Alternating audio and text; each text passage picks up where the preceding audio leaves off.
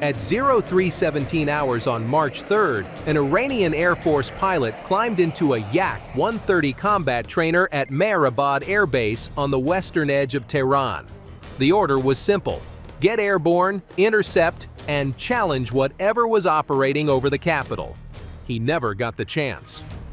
41 minutes earlier, an Israeli F-35 Ayadir had already acquired him on passive sensors, not active radar, passive.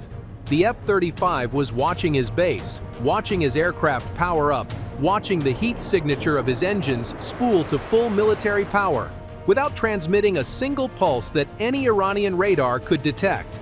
By the time the Yak-130 lifted off, it had approximately 7 minutes to live. What happened in those 7 minutes changed military aviation history.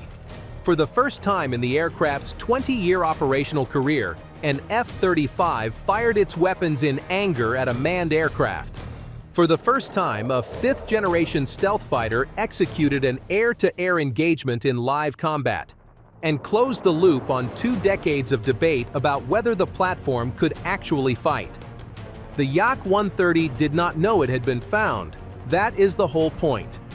To understand what happened over Tehran on March 3rd, you need to understand what the F-35 is, what it was designed to do, and why this engagement was not a surprise to the engineers who built it, even if it surprised nearly everyone else.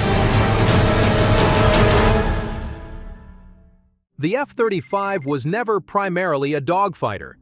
Every debate in aviation circles about the F-35's performance, its sustained turn rate, its wing loading, its thrust-to-weight ratio relative to fourth-generation fighters misses the fundamental design logic of the aircraft. The F-35 was designed to kill things it was never seen by. Its entire sensor architecture, the AN/APG-81 AESA radar, the electro-optical targeting system, the distributed aperture system that gives the pilot full spherical awareness through the aircraft's skin, was built around one premise: find the threat before the threat finds you and kill it from a range at which your own aircraft is invisible. The F-35 does not win by outturning an adversary. It wins by making the engagement happen entirely on its own terms, at a time and distance of its choosing, against a target that has no awareness the fight has begun. That is precisely what happened at 0317.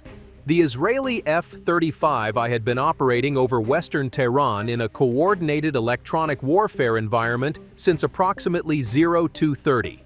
EA-18G Growlers from the American carrier strike groups had been saturating Iranian radar frequencies for hours.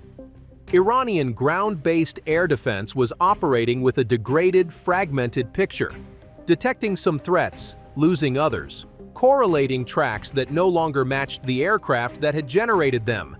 The air defense picture Tehran was working with at 0317 was not the picture of what was actually in its airspace. The F-35 was in that airspace. It was not in that picture. When the Yak-130 lifted off and climbed north toward the last known threat bearing, the F-35's pilot watched on passive sensors. The Yak-130 was broadcasting. Its transponder, its radar altimeter, its radio traffic to Merabad approach, all of it was visible to the F-35's sensor fusion system, painting a precise track without requiring the Adir to illuminate the target with a single radar pulse. At a range of approximately 11 miles, the F-35I pilot executed a targeting lock using the electro-optical system. At that range, against a target with no warning, no awareness of the threat, and no defensive maneuvering, the firing solution was clean. The pilot selected an AIM 120D AMRAAM and authorized the engagement. The missile was in the air for less than 30 seconds. The Yak-130 crew had no warning, no radar lock alarm because the F-35 had not illuminated them with radar. No missile approach warning because the missile's active seeker head did not go active until terminal phase with the aircraft already inside minimum escape parameters. The first indication the Iranian pilot had that something was wrong was the proximity fuse detonation at roughly 8 meters. The aircraft came down in a residential area east of Shahid Chamran Highway. Iranian state media initially described it as a technical failure.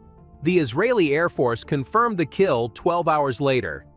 This engagement will be analyzed in every Air Force in the world for the next decade. Here is why. The Yak-130 is not a frontline fighter. It is a lead-in fighter trainer, subsonic, lightly armed, designed to teach pilots jet combat skills before they transition to more capable aircraft. Shooting down a Yak-130 is not the same as defeating an Su-35 or a MiG-29. Anyone who argues that this engagement proves the F-35 can dominate advanced air combat is overreading the data. But that is not what the engagement proves. What it proves is the sensor architecture. The F-35 found a target, tracked it passively through an electronically contested environment, executed a firing solution without revealing its own position, and killed the target before the target had any awareness of the engagement.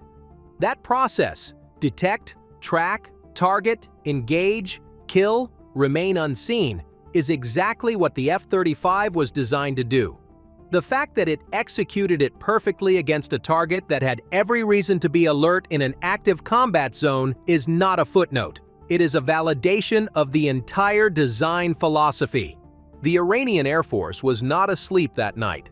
They were flying intercepts, responding to real threats, operating in a high-stress combat environment with degraded communications and fragmented radar coverage.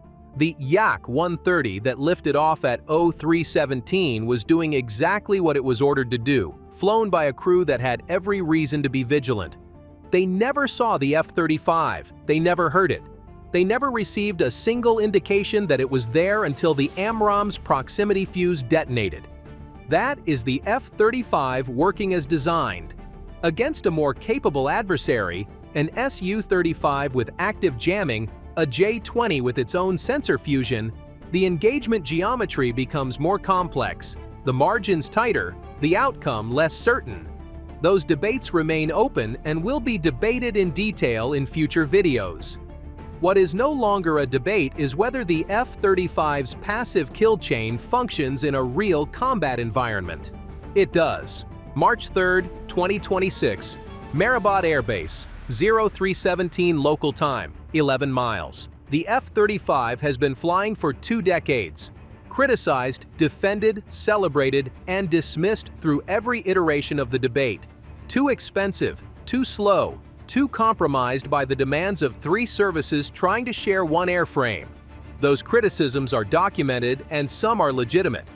But the aircraft that lifted off from an Israeli base on March 3rd and came home without a scratch after executing the first air-to-air kill in F-35 history, that aircraft flew the mission it was built to fly. Quietly, invisibly, lethally.